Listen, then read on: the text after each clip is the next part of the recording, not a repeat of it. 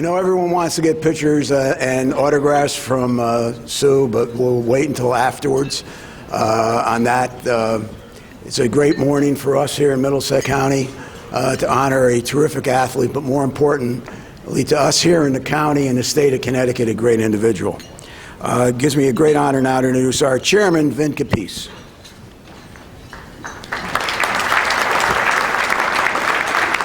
Thank you. Good morning, everyone. I guess winter finally arrived. Hopefully this snowstorm will miss us this weekend, but if it doesn't, it'd be nice to have some snow. I'd like to welcome you all here this morning and recognize all of our state and local officials who are in attendance. At your seats, there's a yellow flyer that has a listing of all the names. I'd also like to welcome our new members. If you are here from these companies, can you please stand and be recognized? First, we have Block Advisors from Cromwell. Anyone from Block Advisors here? Let's give them a round of applause. Northeast Printing Network, LLC from Cromwell as well. Welcome. ES III Consulting from Portland. Top Line Consulting, LLC, Middletown. And last but not least, it's all about you, DJ Services, LLC, way in the back there, from Middletown as well. I'd also just like to point out, Taste of Middlesex County is going on right now. It started January 16th. It goes until January 23rd. It's sponsored by Comcast Business. This is the first annual, and there are 22 or 23 restaurants that are participating. $20.16 gets you a nice, I think, 3-course meal. And all of the restaurants who are participating, the menus are at the chamber booth over there if anyone wants to take a look at that. Thanks, and have a great day.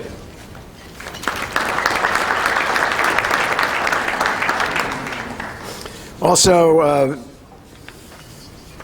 all of you should have received from us our Distinguished Citizen Award nomination forms. Please try to get those into us by February 1st, which is important since there's a meeting about a week after that, so please get that in. We had a tremendous business after work last week at Powder Ridge with Sean Hayes.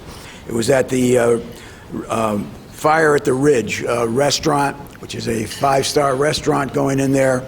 It is a tremendous undertaking of Sean Hayes and his team to restore Powder Ridge as a ski area in the state of Connecticut.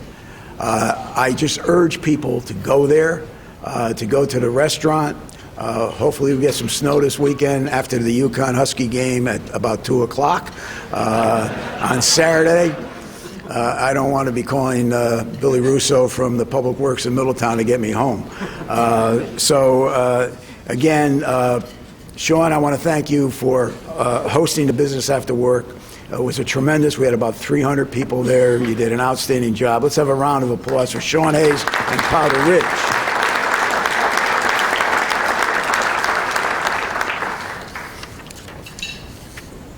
The Chamber has been involved with many different organizations. But last night, MCSAC, which is part of the Chamber, our foundation, Middlesex County Substance Abuse Action Council, because of a meeting that we had with our Durham division in the fall, where their Action Council had made a presentation to us with the amount of young people that have passed away with the heroin overdoses. The workshop yesterday put together by the Community Foundation, Rushford Community Health Center. We had over 100 people at it from all sectors of Middlesex County, and it was unbelievable. I was there from the beginning to the end. This is a major problem. Opiates starts this off in a lot of cases, prescription drugs, and from that, the move to heroin is very, very quick and dangerous. I appreciate those people that went, and we are a unique chamber. As you know, I say this all the time, we have unions that are members of our chamber. We do a tremendous amount of stuff in mentoring for our young people. We're involved in substance abuse. We have 4 full-time people to help the business community out in those areas and our communities throughout Middlesex County. But this is an issue that all of us has to buy into. It's an issue that we have to look at. We're losing too many young people. And as I look out here today, I know many, many people have been impacted by people in your own family. So again, I want to thank the Community Foundation. Cynthia, thank you very much again for stepping up to the plate. Rushford and McSack for just doing a great job. Tony Salvatore, the town manager in the town of Cromwell, is the president of McSack, and he just does a fantastic job in leadership in this. And Betsy Chadwick just did a great job along with Rushford. So let's have a round of applause for last night addressing a very tough issue.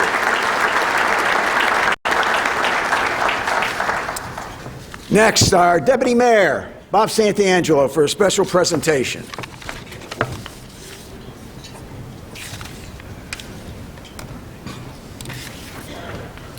Thank you, Larry. That's the key rolling around. Anyway, Ms. Bird.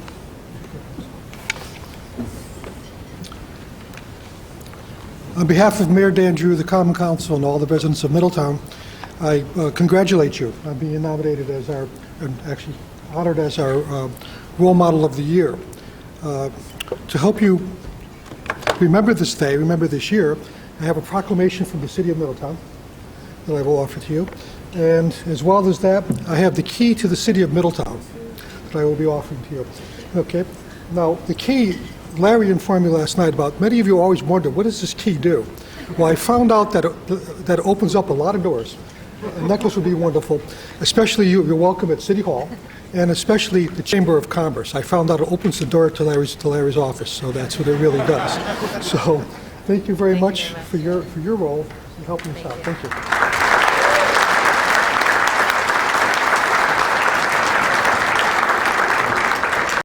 And Mayor Enzo Fienza from the town of Cromwell. Good morning, everyone.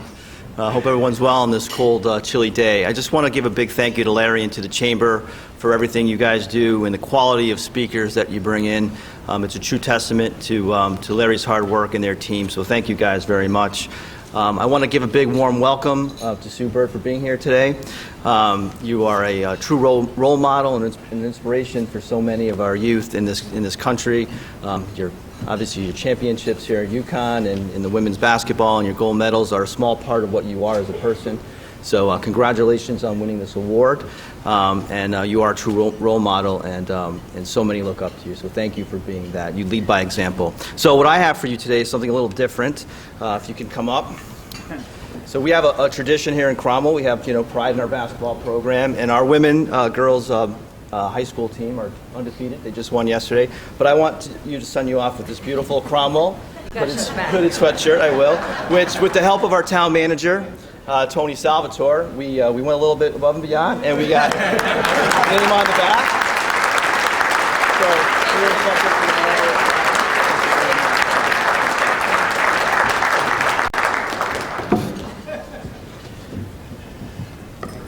When we finish today, you'll have a truck going home, okay? It's always great to see when we honor athletes, to see other athletes come here and UConn, especially UConn athletes. And I'm really honored that we have Debbie Fisk with us today, and Meg Como, the voice of SNY for women's basketball. Both of these individuals are former University of Connecticut women basketball players that excelled on the court. But more importantly, they're at the DATCO table here. Both of these individuals are excelling in what they're doing today. Megan works for the University of Connecticut and is doing an unbelievable job with our foundation up there. And as you see her on TV all the time, she just does a terrific job. And Debbie, I really appreciate you being here also. So let's have a round of applause. Are these two former Huskies? Stand up.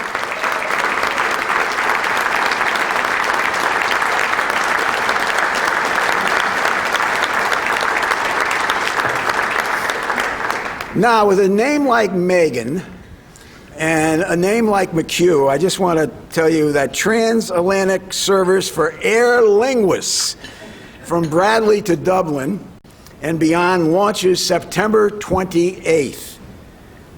This is very important for the business community because you'll be able to clear U.S. Customs in Dublin, and then you can arrive back to Bradley like a domestic passenger, and pricing of this is comparable to New York and Boston. The success of this is very important because it's opening up routes to Europe, which is so important for the business community and others. With us here today, we have Sandra Johnson, who is wearing the Shamrock Aer Lingus scarf. Please stand up. And see her afterwards for any way we can help out. Our chamber is heavily involved in this, along with the other metro chambers throughout the state of Connecticut. We met with air linguists back in the summer as they were discussing to come to Connecticut and Bradley Field. And thanks to the governor, others, especially in the Hartford region, we were able to get this route going for us, which I know for the business community is going to be very important. Also, I'd like to introduce those people at the head table that aren't speaking today. Greg Shook, next year's chairperson. Paul Schickman, from athletic director at Central Connecticut State University. Let both of them stand and be recognized. Thank you. And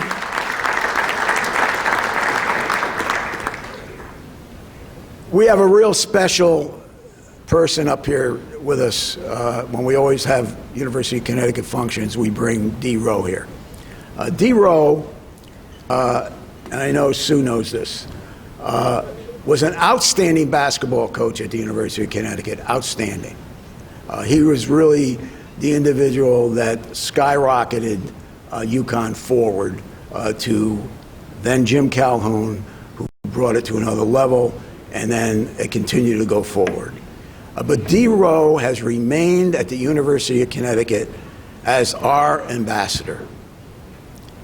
He is a true role model like Sue Bird is. He gives of himself to the university, to all the former athletes, and words cannot express my thank, and I know Rick Carberry is on our board of trustees also here today, thanks to this wonderful, wonderful man. Special day for him. And I'd like to all of us stand and sing happy birthday. He's 87 years old today. And we have a cake. Okay, I cannot sing too good. But here comes the cake all the way across for D. Happy birthday to you. Happy birthday to you. Happy birthday, dear Dee. Happy birthday to you.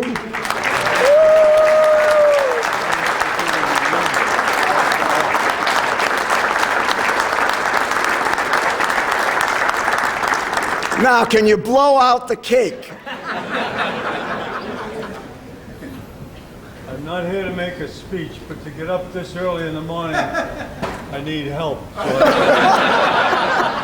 I did this when I was in the Army, and I did this when I was a paper boy, but I'm really exhausted. This is going to be a bad show. Uh-oh. Ooh, not that. Come on. Jeez. One more.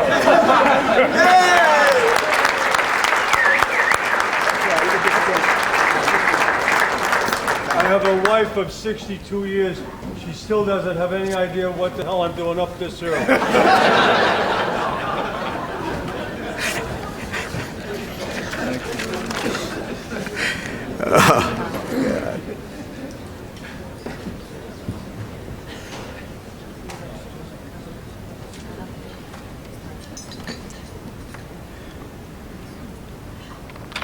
I'll be introducing Joe Savage in a bit to introduce our speaker, but I want to present her a couple of citations today.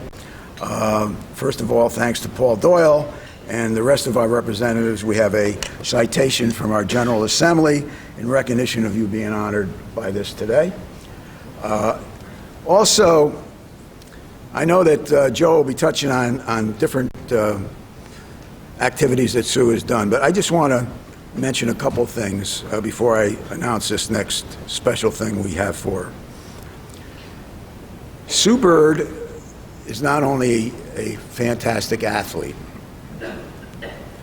She works with the military children, giving free basketball clinics at the Lewis McChord base in Washington. She volunteers for the Rainier Food Bank in the Seattle region. She participates in the Seattle Storm's Junior Storm Club, and for all of her work dealing with the Boys and Girls Club in Seattle, she was given this award, the Wnba Cares Community Assist Award, which is a top award which is given by the League for an individual that best reflects the League's passion for making a difference in the community. And on top of this wonderful athlete and wonderful lady, she constantly visits the Children's Hospital in the Seattle area for those individuals that have needs. So when I contacted the governor, I said, we want to do something very special for this special individual. So the governor of the state of Connecticut is honored to present to Sue Bird, an individual that with exceptional leadership qualities, high ethical standards, given back to the community, and serves as an inspiration and role model for young people, not only in Middlesex County and Connecticut, but throughout our whole country. Therefore, I, Daniel P. Malloy, Governor of the state of Connecticut, do hereby proclaim January 20th, 2016 to be Sue Bird Day in the state of Connecticut.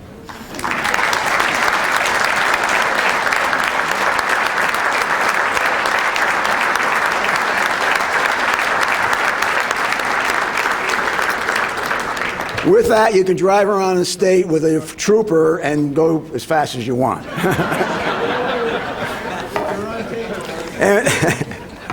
And one more gift, Nathan Groove, come on up from Travelers.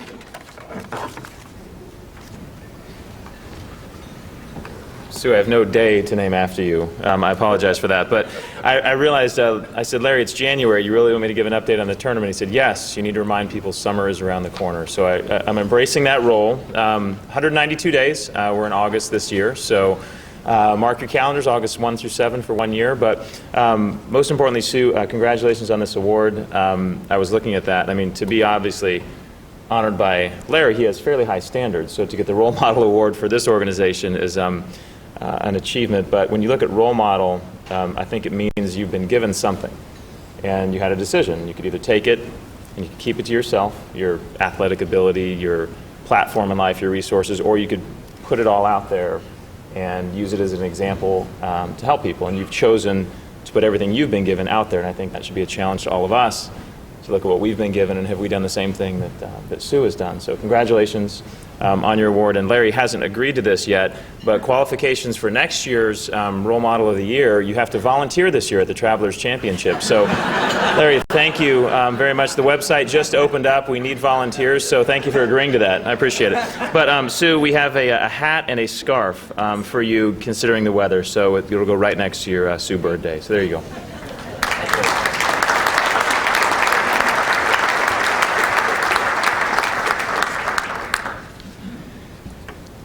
We have 4 high schools with us here today, and we're really honored, and we'll get some photos afterwards with you with Sue Bird. Also, as you know, you can put your business cards in the Yukon. There's a bowl over there, and Sue will be signing a basketball afterwards for somebody that would win that. But the high schools that are with us here today, and let me mention them all, they all can stand up: Mercy High School, Portland High School, Middletown, Coggins and Valley Regional. Vinyl Tech. All those, please stand up. Come on, guys, stand up.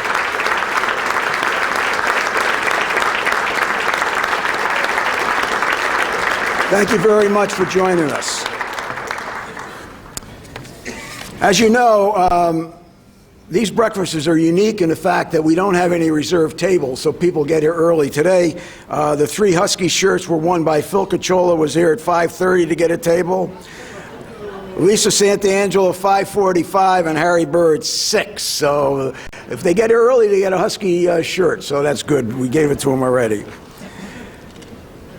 Also, our next breakfast is on the February 29th, and that's with Senator Murphy. So just put that down in your calendar. Well, Wnba Bank has always been sponsoring our January breakfast. We usually have brought in baseball and other sports celebrities for this, Larry Lucchino, people like that have come here every year for it. This year, when I talked to Bill Rang, I said, we want to do something very, very special because we really want to recognize Sue Bird. We've been trying to get her for a couple of years, but she's in Seattle. We're back here, and we got to work something out. I'm so honored that Sue agreed to that. But Webster Bank is really a lot like what Sue Bird has done, giving back to the community. We have Joe Savage with us here today, and I mentioned Bill Rang. James Lane, who worked for me at the Chamber, now with Webster Bank. Gene Martinelli is an unbelievable individual, works on our golf tournament. But Bill Rang, as you know, Joe, is very special to me, and his mom is here today. She works out at the Y, and she had to be here for you, Sue. And she's right in front, so we're happy she's here. But Joe, I want to thank you because you're in a leadership position and you are a true leader.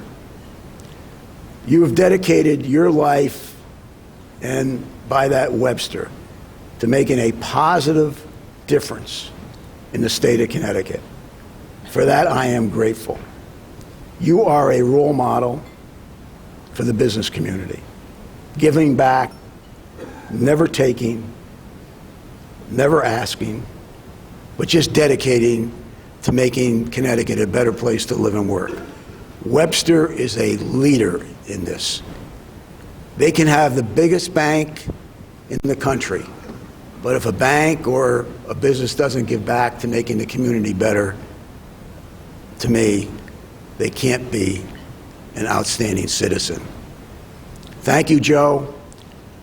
Thank you, Bill, for agreeing to this again this year. And Joe, it's a great honor to introduce you, Joe Savage.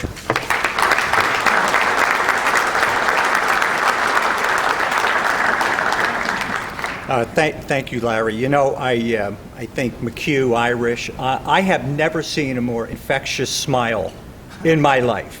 I mean, everything you do, you know, this event, you know, there always has to be a catalyzing agent, somebody that makes it happen, and that's certainly Larry. So thank you so much for that, Larry, and Happy New Year, everybody. I don't know about you, but I really enjoyed December, a couple of rounds of golf in Connecticut. That's a first. People out walking, my gosh, it was gorgeous. Thank you to the Chamber for being here, for rather hosting this event and making this all happen. Larry's got it right, because what happens at the Chamber and what happens in the county is important, because we are part of Connecticut's economic infrastructure, and it's important to note that we've been at this for about 80 years in this great state, and it's real simple.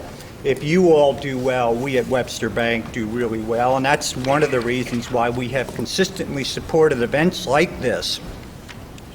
And another reason we support it is Bill Rang is quite persuasive, and he insists upon it. And at Webster, and I have it on the back of my business card, and Bill does as well, and Larry talked about it, but we have a set of values that we live by all the time, and we think that there is no greater example of values-based leadership being exemplified than Bill Rang. So, Bill, I thank you. You've been an inspiration to me for the period of time that I have been at the bank. Couple of quick points. Bill did not allow me to do a commercial for Webster Bank, so I won't. I'm going to do a commercial for our beautiful state. And basically what I want to say before I bring Sue up, and I get to tell a personal story as well as what's in the script, but a couple of quick points. There's a tremendous responsibility for everyone here, for every entrepreneur, every community person, every business leader to be actively engaged in policy debate in this state. And the people of Connecticut can't afford the moving vans that we're seeing. Talk to any mover, they want to see more vans coming in than that are heading out. We can't allow our prized possessions, it's you, it's the entrepreneurs, it's the business people, it's our young people from leaving, and we can't afford to lose our competitive edge. Sadly, with the departure of GE heading to Boston, that really is a black eye. The Wall Street Journal had so much fun for many, many years calling it Taxachusetts, and yet I saw an editorial that came out the other day speaking about Connecticut tax.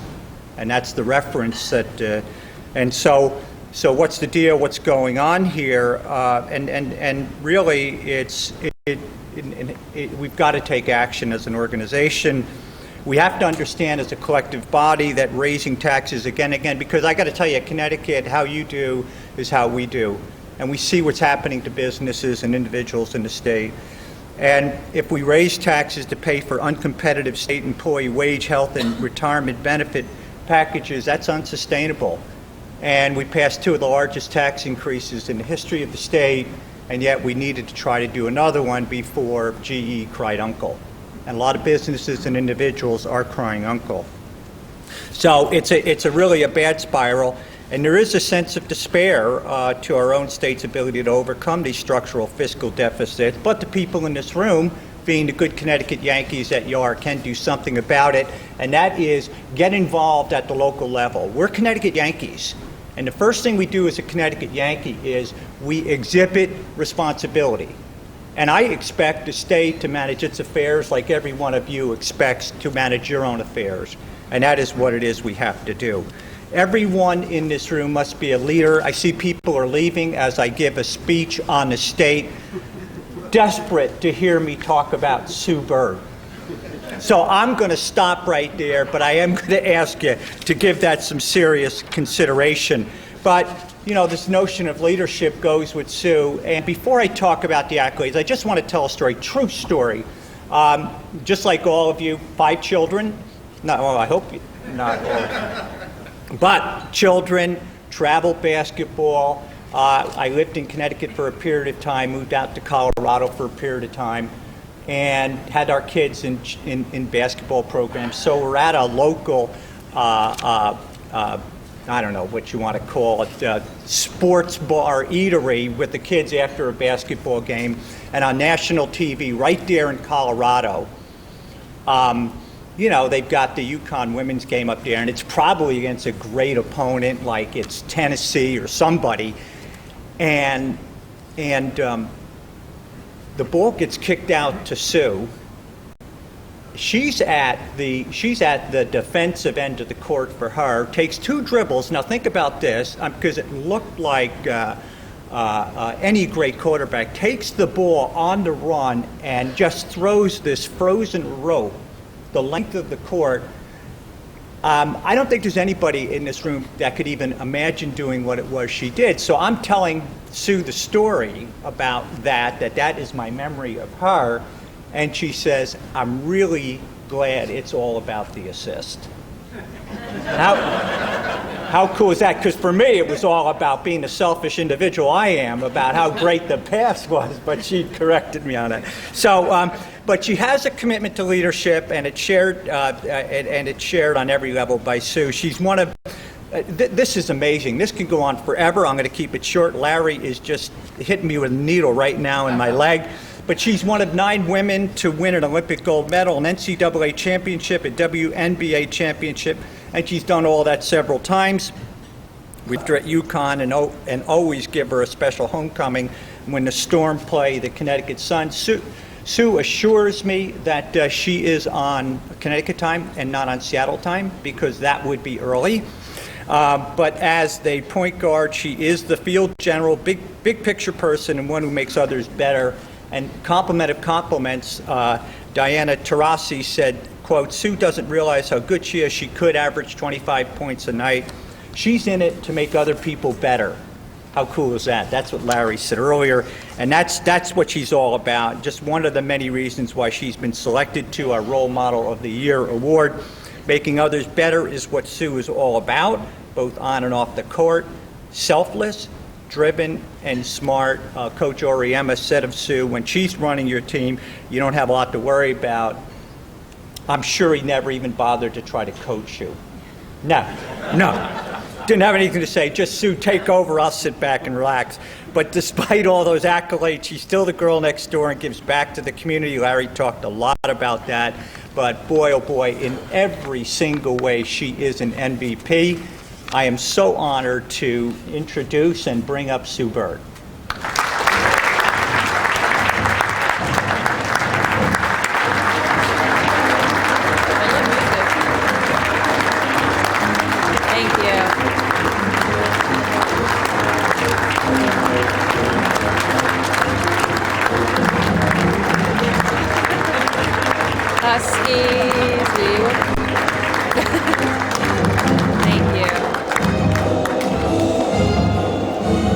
The music is a nice little touch. I appreciate that. I haven't heard that played for me while I was running out somewhere in a long time.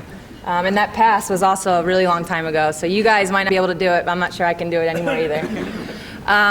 First of all, I just want to say thank you. Thank you for having me. Thank you for this honor. To those that make this event possible. This is my first time here, and it's just been a lot of fun to see all these familiar faces. Debbie, Meg, thank you for getting up. I really appreciate it. Dee, happy birthday. This is a guy that, I mean, it is pretty crazy. You don't realize just what he does for you, the little tidbits in your ear now and then. Every time I come back to school, he's always there with a smile on his face, willing to talk about, how great Seattle is, his time in Russia, which I don't know if any of you know, but I lived there-ish for like 10 years. So we always have that Russia conversation. And it's just great to have you here also, so thank you for being here. I appreciate it. So yeah, thank you. It's crazy to be here. I look at the list of past recipients, and it's kind of eye-opening to know that my name will now fall on that list. And when I think about being a role model, the first thing that kind of comes to mind, to be honest, is reflection. And I kind of look back and, all right, well, how did I even get here? What kind of got me to this point and made me want to do the things that I do or be who I am. And as a female athlete, you really don't, as a female athlete my age, you really don't or didn't have many other female athletes to look up to. So growing up, it wasn't, an athlete on TV that I saw and wanted to mimic my game after or be like. But lucky for me, and usually when I get asked, who's your role model, the answer is my sister. And her name's Jennifer. And lucky for me, I grew up watching this person, and I could kind of follow in her footsteps, and that was great. And then as I got older and I became an adult, I kind of realized, a lot of the traits that I had were actually that of my mother. And that woman is Nancy, and she's here. So don't look at her. She might start crying. So be careful. But it's not often you get the opportunity to publicly give someone credit or thank them. And I know, I'm just very thankful for her. And, the other day we were kind of talking, and, she has so many amazing attributes. She's kind, she's humble, she's funny, she's really funny, like really, really funny. And I get none of it from her. But she's also, always put others in front of her. And these attributes, I think, are that of a role model. And the other day we were kind of reminiscing and talking about stories, and it in those stories made me realize a lot of like core principles that I learned were at like age 3, 4, and 5 from her. And the first one is really about a little kid, myself, being like super excited for my first soccer game. I could not wait. I'm pretty sure I slept in my uniform, and I got up and I put the shin guards on and tying my cleats, and we get in the car and we get to the field, and I'm all excited. And then once we park the car, she's like, "All right, let's go." And I'm like, "Mm-mm." Like, I would not get out of the car. I was probably, 5 years old. Would not get out of the car. And my mom was like talking me off a ledge essentially and was like, "No, come on, it'll be okay. Like, why are you afraid? Don't be afraid." I'm like, "I'm gonna pick it up. I know it. I'm gonna pick the ball up." And I was, I mean, who knows, But I was afraid. I was scared, As it turned out, I became a professional athlete, which is like a whole other thing. But in that moment, my first soccer game, I was terrified. And my mom was there to kind of help me, again, talk me off the ledge, essentially, and get me out there. And as legend goes, because I don't really remember this, I scored like a bunch of goals. So it worked out. But yeah, then, the second thing we talked about was my choice in wardrobe, which was at the age 3 and 4, I just really enjoyed bathing suits. I mean, I have no idea why. So if wintertime came, you better believe, you might see a picture of me when I'm 3 in like a hat and scarf and the whole 9, but there's a bathing suit underneath there. Don't be fooled. And then in the summertime, it was time to go to the store. I walked down, rocking my favorite one piece, some cowboy boots and a beaded necklace, like, "All right, let's go." And she was like, "Let's go." Got to the store, and I think another parent nudged her, like, "I get it. It'll be okay." But again, she just let myself and my sister, I mentioned her, she's 5 years older, just be ourselves. We got to kind of figure things out for ourselves and follow our own path, which leads me to probably the most famous story in terms of sports in our family. And it's one of my, not first track meets, but one of my early track meets, again, probably like 5 years old. And so it was the 4x1, and I was the last leg, which is kind of an honor, to be the anchor. And I'm waiting, and I'm got my hand out, and I'm waiting for that, and I see the first leg go. Baton gets passed to the second. Just can't wait, I'm waiting. I'm like, my arm's shaking, and the third, leg gets the baton, rounds the corner, and all these other people are, like, other teams are already going. Like, that fourth leg has already got their baton, and they're, racing down to the finish line, and I see my third leg, like, in different lanes and all over the place, and I'm like, oh my God. So by the time she hands me the baton, I look up, I have zero chance of catching anybody. So I just was like, I look at the baton, I was like, threw it on the floor and walked out. So the competitiveness was there at an early age. Luckily I learned to channel it a little bit, but yeah, and my mom, who was of course there as she was for every sporting event, driving me, taking me everywhere, soccer, basketball, this, that, was there, and standing next to another parent of another team who said, "God, like, whose child is that?" And my mom was like, "I don't know," and walked away. So as I said earlier, she has a really good sense of humor. But yeah, truth is, and those are just 3 stories. There's millions. But I learned really early, don't be afraid. Don't be afraid to make mistakes. Be yourself. Don't be afraid to be yourself, even if it's cowboy boots and a bathing suit. And have a sense of humor and enjoy it and have fun while you're doing it. And I think those 3 lessons or traits or whatever you want to call them, I've taken with me my whole life. And being a role model is something, like I said, I take very seriously. And basketball is a huge part of my life, but it's not my whole life. It's not. It's what I do, but it's not who I am. But I am thankful for it. I am thankful because I get that platform, and I can use that platform to hopefully pass down some of the things that my mom taught me to other people.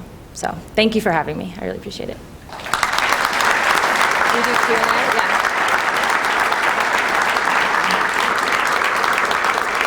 So any questions? Okay. In Connecticut, at UConn? 2000 was my first championship year. I've won twice in the Wnba, so 2004 and 2010. Yeah, I like even numbers, I think. It's like 2000, 2002. Yeah. Looking forward to having Stewie this year? Yeah, we were just talking earlier. Got lucky, got that #1 pick. So, shocker, we will be drafting Breanna Stewart.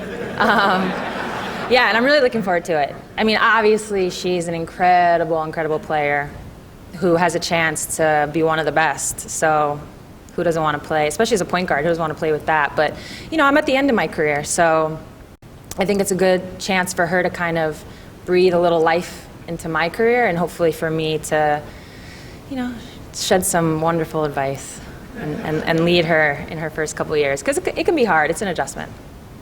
Your best Gino story. Oh, man. My best Gino story? Let me think about that. No, so this is usually the one that I tell because it's G-rated, so I can say it publicly.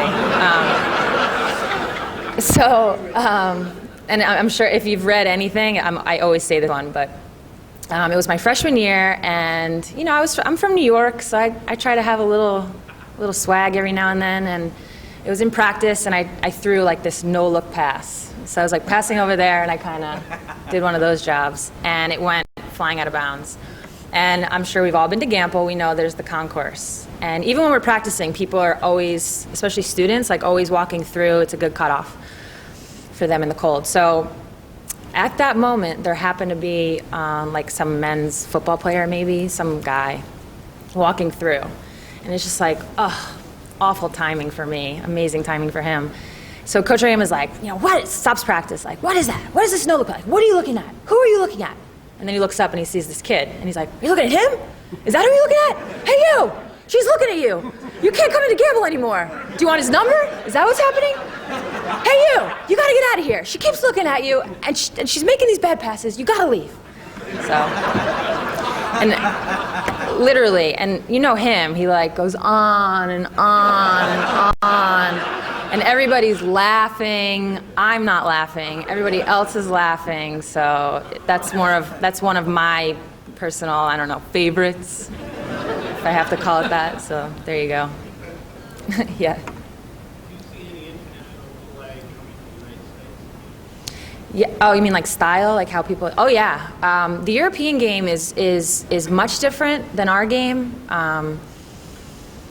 The players just have a different way. I can't explain it. And if you watch European players play, a lot of them do like the side stepping and things like that. And you're seeing it. You're seeing it now. The Euro step, yep. And you're seeing it now. You're seeing a lot of young American players starting to do it. And I think it's great because it's effective. And a lot of what they do that is successful, I don't see why they steal our stuff. We should steal their stuff, right? In terms of style of play. That had no deep meaning. Yes. Good question. I've been fighting this off for like 5 years. Seems when you hit 30, people start asking all these questions when you're an athlete. I think right now I'm just kind of dipping my toe in a couple of waters. I've been doing some commentating, which has been great. I've really enjoyed it. It kind of, I see it as an outlet for that competitive juice thing that I think a lot of athletes, when they stop playing, struggle with finding. But when you're on live TV, it kind of gets your blood going again, you know? So I really enjoyed doing that. And it's basketball. We talk about basketball. I mean, how hard can that be, right? Now, it's actually way more difficult than you might think because of the preparation, and you got to know people's names, and some of these names are not easy, and you really got to know your stuff. So that right now is really kind of the path that I'm on. But you never know. I mean, coaching's not first on my list, but it's not last. And then, I don't know, I've invested in some restaurants in the last couple of years, actually both in Coach Auriemma's restaurants and then a friend of mine in Boston. So that's kind of an industry that I don't know much about that I would love to learn more about. So I don't know. We'll see what happens. All the way in the back.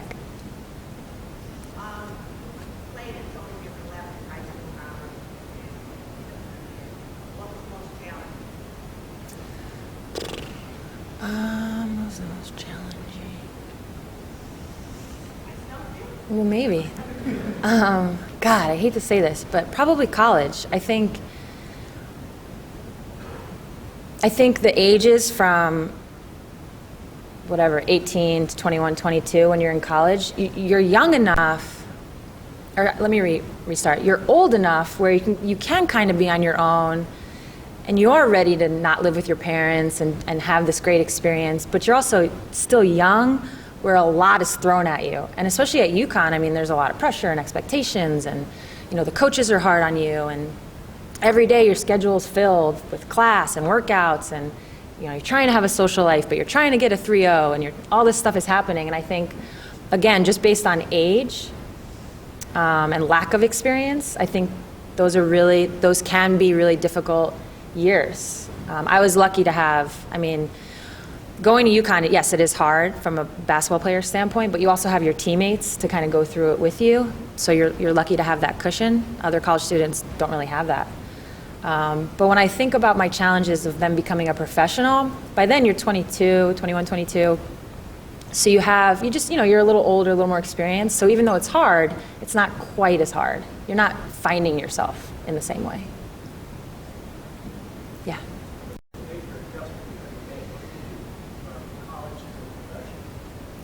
The adjustment is you lose a lot more. For me, that was the hard part. So, I think in Seattle, when I got to the team, we had the previous #1 pick the year before in Lauren Jackson. So we were kind of like the two young guns. And even then, it took like a month or two to kind of get situated, get like used to each other. So we lost a lot in my first couple of weeks there. And I'd come in the locker room and be all mad and kicking stuff, and everyone was like, "Where are we going to dinner tonight?" And I was like, "Oh, I guess we don't get so mad here after losses." But truth is, you do lose a lot because the competition is so good. Every night you're playing against essentially the #1 team, So with that, you can't get too high or too low, and that's really what I learned quickly and kind of adjusted to. If we won, you couldn't celebrate like you won the championship, and if you lost, you couldn't act like the world was over. You had to kind of keep an even keel.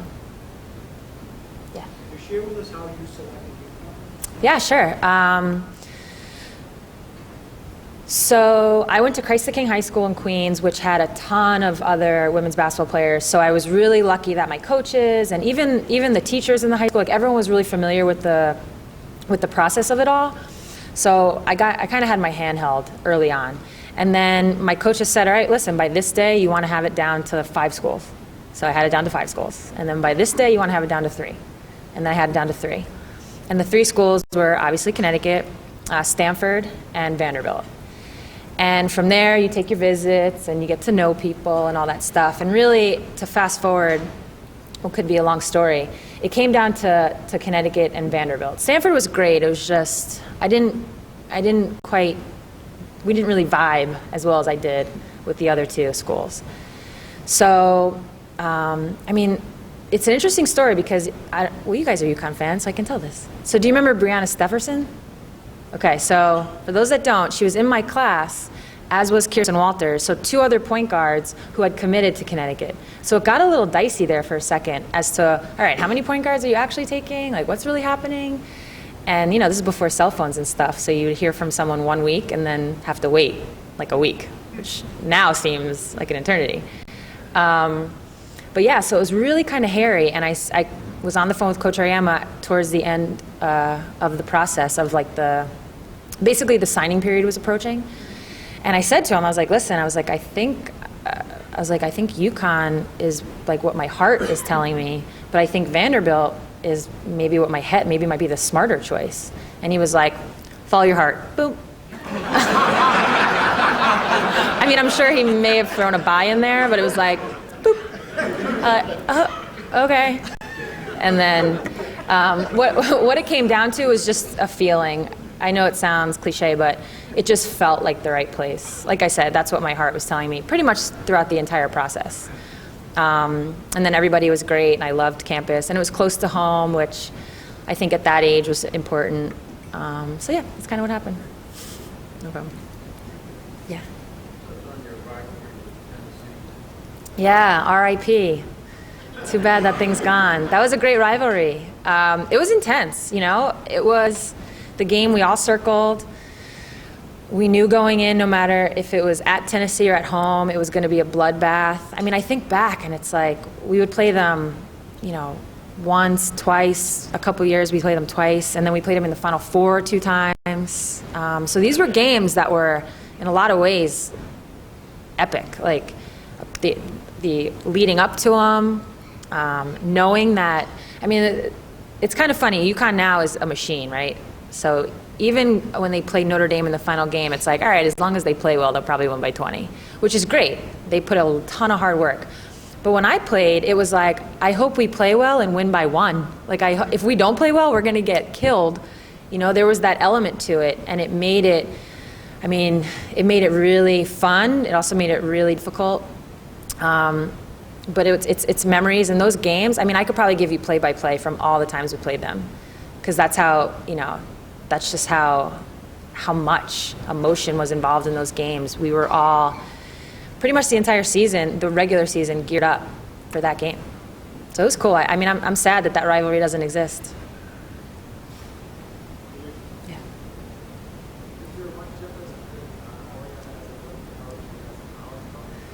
Yeah, he's total. The question was, is there much difference between Coach Auriemma as an Olympic coach and a college coach? Yeah, he's much different. He's, well, I think he's a little more laid back now anyway, right, Meg, Debbie, a little bit. I mean, but it's funny because, yeah, every generation says that though. Like, I remember in college, like Rebecca and Jen would come back to practice and be like, oh, he's so easy on you guys. And now I go back and I'm like, oh my God, he's so easy on you guys. So everybody thinks like their generation got it the worst. But he treats us like adults. You know, he's dealing with, I mean, you're a kid when you're in college.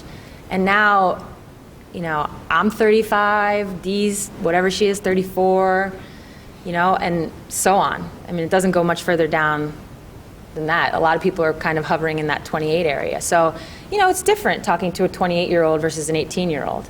You know, hopefully, I'm not saying that he doesn't have to repeat himself. 28-year-olds still need the repetition, but for the most part, the message is the same, but how he delivers it is different. And he really includes us, because let's be honest, for him, the international game is new, whereas for us, we all play overseas and we know it, excuse me, like the back of our hand. So he comes to us for information like, hey, what's that player do? Hey, what's this country like in terms of how they play? So it's definitely a different relationship.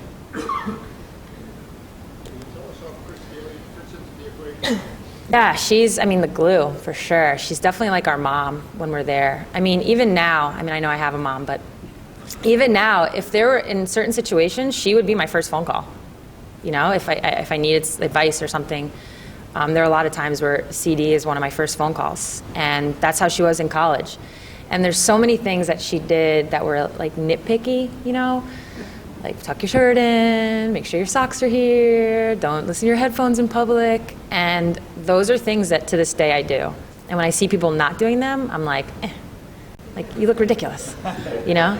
So she, if anything, I think she kind of has this like growth with all of her players in a way. So it starts out like annoying, nitpicky mom, and then it kind of turns into like loving mom, and then you become friends later on, and you kind of look back on your experience with her and appreciate all that she did, even though at the time you may have found it highly annoying. But in terms of the program, I mean, for sure, she's the glue. What's the rigor of a professional athlete? Like, what's your daily workout or? Yeah.